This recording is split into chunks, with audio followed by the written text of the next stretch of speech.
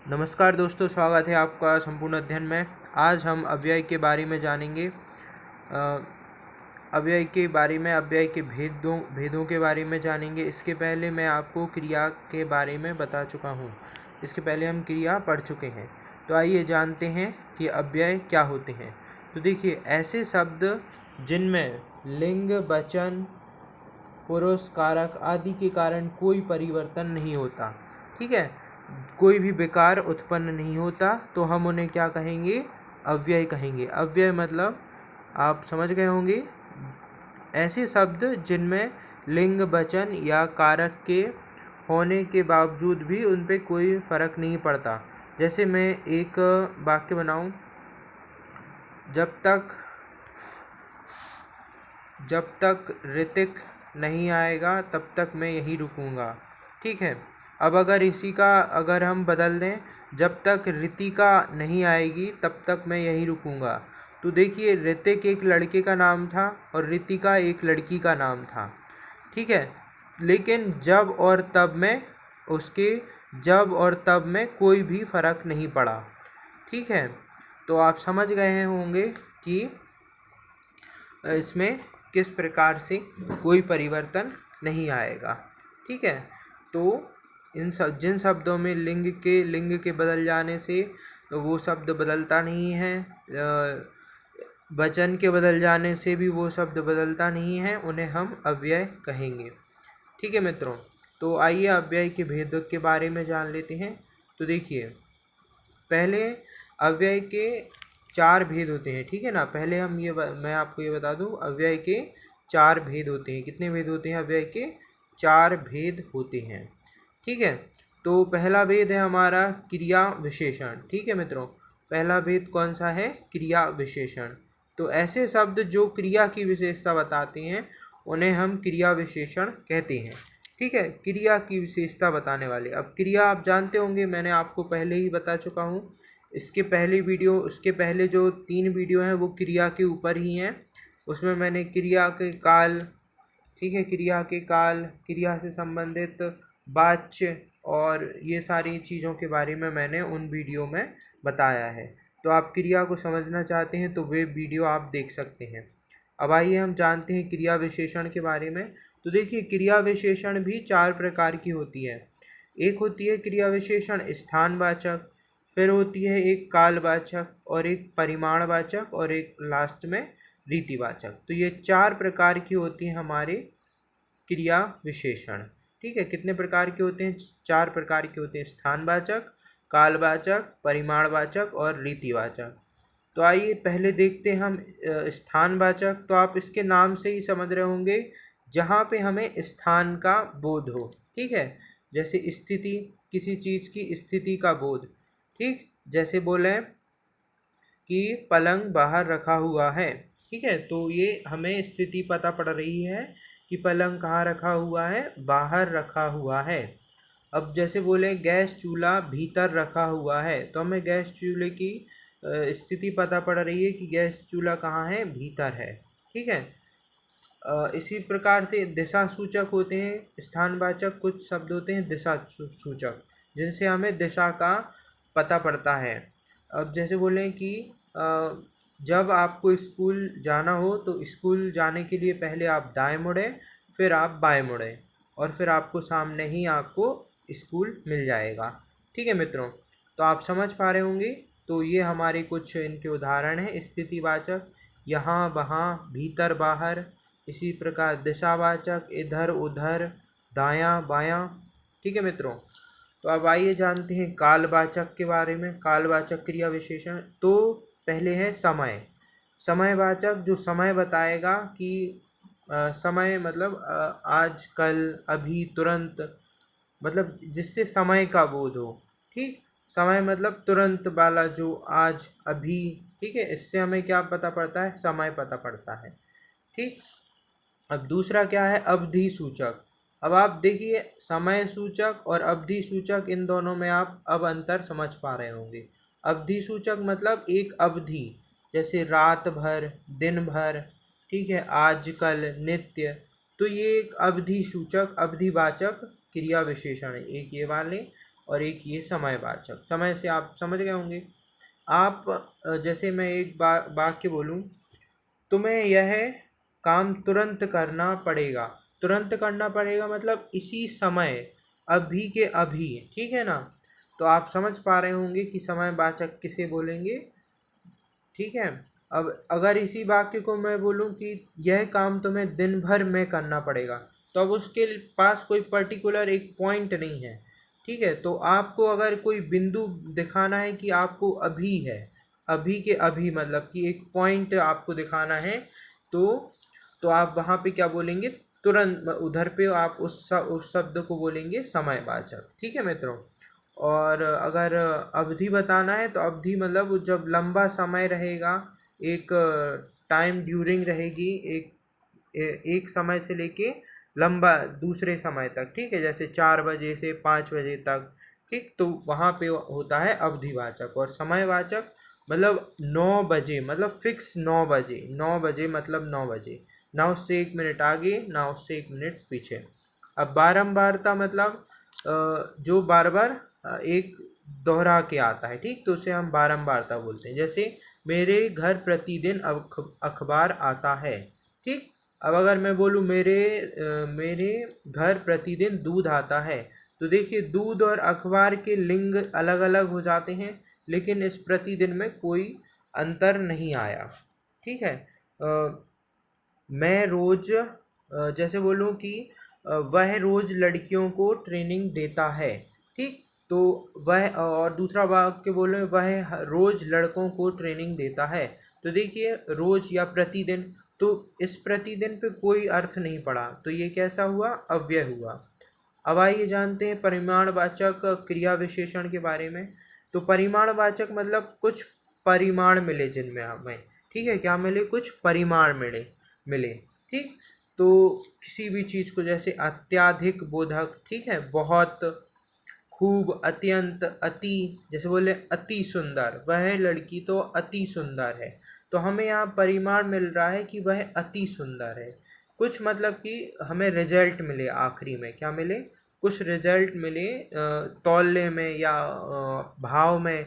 तो आप समझ गए होंगे मैं क्या बोलने की प्रयास कर रहा हूँ। जैसे कि आज मुझे बहुत सा धन मिला, ठीक। क्या मिला, आज मुझे बहुत सा धन मिला, ठीक। अब धन मिला तो ये कोई वस्तु हो गई कि उसको बहुत सारा धन मिल गया, गड़ा हुआ धन मिल गया, कि वो खेत पे काम करने गया था, तो वो खेती कर रहा था, तो उसने खोदा वहाँ पे, तो उसको वो कह रहा है मुझे बहुत सा धन मिला, तो अत्याधिक बोधक हो जाएगा।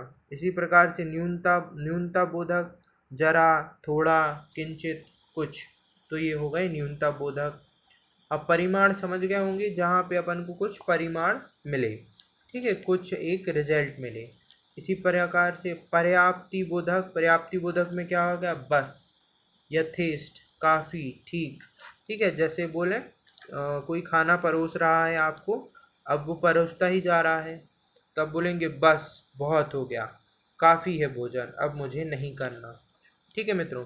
अब तुलना बोधक, जैसे तुलना करना है, कम, अधिक, इतना, उतना, ठीक है। जैसे बोलें कि वह तुमसे तुमसे कम भारी है, ठीक है। अब श्रेणी बोधक, श्रेणी बोधक में क्या जाएगा, बारी बारी, तिल तिल, थोड़ा थोड़ा, ठीक है। जैसे बोले नल से थोड़ा थोड़ा पानी टपक रहा है, ठीक है। तो आप समझ गए होंगे। अब आइए जानते हैं रीतिवाचक के बारे में। रीतिवाचक क्रिया विशेषण क्या होता है। इसमें आता है ऐसे, वैसे, जैसे, मानो, धीरे, अचानक, कदाचित, अवश्य, इसलिए, तक, सा, तो, हाँ, जी, यथासंभव, ठीक है। तो ये रीतिवाचक हो जाएंगे। रीतिवाचक मतलब जो एक रीति बता रहे हैं कि हाँ हाँ ठीक है, एक रीति के अनुसार, ठीक मित्रों। अब हमारा दूसरा अव्यय का प्रकार है संबोधन, संबोधक, ठीक है मित्रों। दूसरा प्रकार क्या है, संबंध बोधक, ठीक। कौन सा मित्रों, संबंध बोधक। तो संबंध बोधक से आप समझ रहे होंगे जो किसी में एक दूसरे से संबंध जोड़ता हो, ठीक है। संज्ञा के बाद आकर आकर, ये आकर गलत लिखा है, ये आकार लिख दिया, ये गलत है। ठीक है, जो संज्ञा के बाद आकर संज्ञा शब्द का संबंध वाक्य के दूसरे शब्दों से दिखाते हैं। ठीक है, तो ऐसे शब्द जो, ऐसे अव्यय जो संज्ञा के बाद आकर, ये आकर गलत है, संज्ञा के बाद, स्पेलिंग मिस्टेक, संज्ञा के बाद आकर संज्ञा का शब्द संज्ञा का संबंध वाक्य के दूसरे शब्द से दिखाते हैं, उन्हें संबंध बोधक अव्यय कहते हैं। ठीक है मित्रों, ये वाक्य भी गलत है, यहाँ वाक्य नहीं अव्यय होना चाहिए था। तो आप समझ गए होंगे संबंध बोधक अव्यय किन्हें बोलेंगे, जो संबंध दिखाएं संज्ञा का किसी दूसरे से। जैसे मैं बाजार तक गया था। ठीक है मित्रों, तो यहाँ मैं बाजार तक गया था, तो बाजार एक हो गई संज्ञा, और तक यहाँ पे कौन सा अव्यय है, तक अव्यय है, जो कि गया था से संबंध बता रहा है। वह रात भर पढ़ता रहा। ठीक है, तो मित्रों ये भर, यहाँ पे क्या अव्यय है, भर, वह रात भर पढ़ता रहा। अगर बोले, ये भी बोल सकते हैं वह रात भर पढ़ती रही, तो भर पे कोई अंतर नहीं पड़ रहा, इसलिए ये क्या है, अव्यय है। अब देखिए ये संबंध बोधक अव्यय भी ये 14 प्रकार के होते हैं। कितने प्रकार के होते हैं, 14 प्रकार के अव्यय होते हैं। तो मैं आपको पढ़ के सुना देता हूँ ये 14 प्रकार के अव्यय। देखिए, स्थानवाचक अव्यय, आगे, पीछे, निकट, समीप, सामने, बाहर। ठीक है, जैसे एक वाक्य में बोलूँ, वह उसके निकट बैठा है। ठीक है, वह उसके निकट बैठी है। तो इस प्रकार से ये हमें यहाँ पे स्थान का बोध हो रहा है कि वह उसके पास में बैठा है। ठीक है, कि स्थान, यहाँ पे स्थान का बोध हो रहा है। इसी प्रकार से दिशावाचक, तो इसमें आपको दिशा का ज्ञान होगा, आस पास, और, तरफ, दायां, बायां। ठीक है मित्रों। कालवाचक, कालवाचक मतलब इससे आपको काल का बोध होगा कि कौन सा काल है, भविष्य काल है या वर्तमान काल है या भूतकाल है। ठीक है, तो इसमें आते हैं पहले, बाद, आगे, पश्चात, अब, तक। ठीक मित्रों। इसी प्रकार से साधनवाचक में कौन कौन से आ जाएंगे, द्वारा, माध्यम, सहारे, जरिए, मार्फत। ठीक है, तो साधनवाचक मतलब किसी साधन, जैसे मैं बस के द्वारा गांव जाता हूँ। ठीक है, मैं हिंदी माध्यम से हूँ।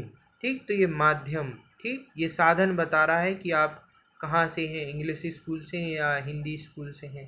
ठीक, जैसे बूढ़ा लकड़ी के सहारे चल रहा है, तो ये साधन बता रहा है कि बूढ़ा किसके माध्यम से चल रहा है, किसके सहारे चल रहा है, किस साधन से चल रहा है, लकड़ी के सहारे से। अब उद्देश्य, उद्देश्य जहाँ पे हमें उद्देश्य मिले। लिए, इसमें कौन कौन से शब्द आएंगे, लिए, वास्ते, हेतु, निमित्त। ठीक मित्रों, तो जैसे मैं बोलूँ, मैं बाजार सामान खरीदने हेतु गया था, तो यहाँ पे हमारा कुछ उद्देश्य है कि हम बाजार क्यों गए थे। ठीक मित्रों, ये कुछ और भी हैं, देखिए आप। व्यतिरेक वाचक, व्यतिरेक वाचक मतलब इसमें आपको कुछ व्यतिरेक मतलब उसके अतिरिक्त दिखेगा, तो अलावा, अतिरिक्त, सिवाय, बगैर, बिना, रहित, तो ये सारे व्यतिरेक हैं। विनिमय वाचक, विनिमय वाचक में आता है, क्या आता है, बदले, एवज, स्थान पर, जगह पर। ठीक है मित्रों, तो ये विनिमय वाचक होगा। सादृश्यवाचक, सादृश्यवाचक में क्या जाएगा, समान, तुल्य, बराबर, योग्य, तरह, सरीखा। ठीक है मित्रों। इसी प्रकार से विरोधवाचक, विरोधवाचक में क्या क्या आ जाता, विरोध, विरुद्ध, विपरीत, खिलाफ। ठीक, तो अपन को यहाँ पे विरोधवाचक में कुछ विरोध दिखेगा। इसी प्रकार सहचरवाचक, सहचर में मतलब, सहचर मतलब होता है साथ में चलने वाला, तो यहाँ पे आपको साथ दिखेगा किसी ना किसी का, तो साथ, संग, सहित, समेत। ठीक है मित्रों, तो इस प्रकार से ये हो गए अपने। इसी प्रकार से विषयवाचक, तो आपको इसमें कुछ विषय से संबंधित चीज़ें दिखेंगी, संबंध, विषय, आश्रय, भरोसे। ठीक, इसी प्रकार से संग्रहवाचक, संग्रहवाचक जब हम किसी कुछ संग्रह कर रहे होंगे तब आपको यहाँ पे संग्रहवाचक अव्यय मिलेंगे, तो लगभग, भर, मात्र, तक, अंतर्गत। ठीक, अब तुलनावाचक में क्या आएगा, जब हम किसी की तुलना कर रहे हो, तो जैसे कि उस लड़के की अपेक्षा यह लड़का ज़्यादा अच्छा काम कर रहा है। तो देखिए इसमें कौन कौन से आएगा, अपेक्षा, बनस्तब्द, समक्ष, समान। ठीक है मित्रों। अब इसी प्रकार से कारणवाचक, कारणवाचक यहाँ पे आपको कुछ ना कुछ कोई कारण मिलेगा किसी काम के होने का। तो देखिए इसमें क्या क्या आएगा, कारण, परेशानी, मारे, चलते, ये सारे शब्द आपको कारणवाचक कारणवाचक अव्यय में मिलेंगे। ठीक है मित्रों, तो आज हमने अव्यय के दो प्रकार पढ़े। इसकी नेक्स्ट वीडियो में मैं आपको समुच्चय बोधक और फिर विस्मयादि बोधक, ये इन दो अव्यय के बारे में हम इसकी नेक्स्ट वीडियो में बात करेंगे। ठीक है मित्रों, तो आप प्लीज़ मेरी वीडियो को लाइक कीजिए, शेयर कीजिए, और जो भी नए व्यूअर्स हैं प्लीज़ सब्सक्राइब करना ना भूलें। मिलते हैं नेक्स्ट वीडियो में। धन्यवाद।